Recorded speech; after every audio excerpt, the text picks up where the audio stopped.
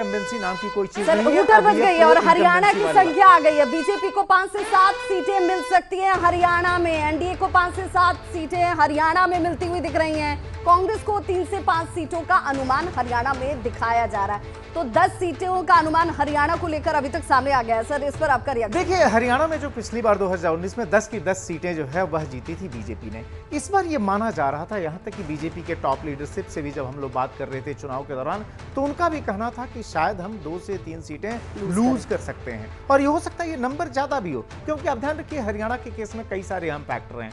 जैसे कि वहां पर एक जो जाटों का विरोध, आप ध्यान रखें कि एक नॉन जाट को, मनोहर लाल खट्टर को बीजेपी ने जो है हरियाणा में चीफ मिनिस्टर बना के रखा। हर एन चुनाव के पहले खट्टर को वहां से जो है हटाया गया।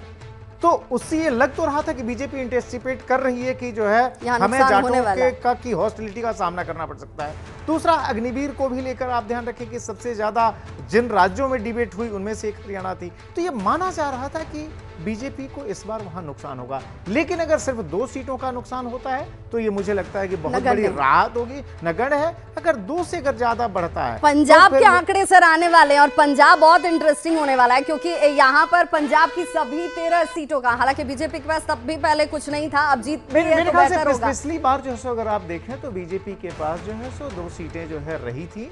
इस बार अगर जो ट्रेंड को अगर हम देखें तो इस बार जो है जो आपके एग्जिट पोल जो बता रहे हैं कि बीजेपी को वहां नुकसान नहीं होने जा रहा है, और मुझे लगता है कि एक बहुत बड़ा मैसेज है। आप देखिए 2 से 4 का रेंज है, पिछली बार सिर्फ 2 सीटें थी। अगर जो है 4 जीतती है बीजेपी तो वह सीधे सीधे 100% का इंक्रीज है, और वो भी उस राज्य के बारे में जहां पर कहा जा रहा था कि किसानों का प्रोटेस्ट सबसे ज्यादा जो है रहा है, जहां पर कि किसान रूरल एरियाज में बीजेपी कैंडिडेट्स को कैंपेन नहीं करने दे रहे थे, जहां पर कहा जा रहा था कि अग्निवीर का मैक्सिमम इंपैक्ट होगा। अगर उस राज्य में भी जो हमारे एग्जिट पोल जो बता रहे हैं कि 2 से 4 सीटें, यानी कि जो 2 की जो टैली थी बीजेपी की 2019 की, उसको मेंटेन कर रही है और उसके ऊपर से गेन करने के चांसेस है। और इसका कारण यह है कि पिछले कुछ वर्षों में अगर आप देखें जिस तरीके से सिख समुदाय को लेकर प्राइम मिनिस्टर नरेंद्र मोदी ने लगातार सकारात्मक रुख रखा, लगातार आप ध्यान रखिए कि एक से एक जो उनके मेजर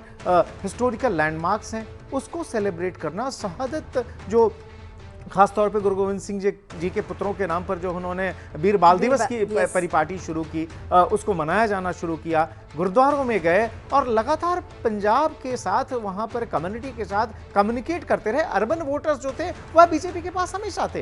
इट मींस कि प्रधानमंत्री मोदी ने पंजाब का भी जो फियर था उसको भी न्यूट्रलाइज कर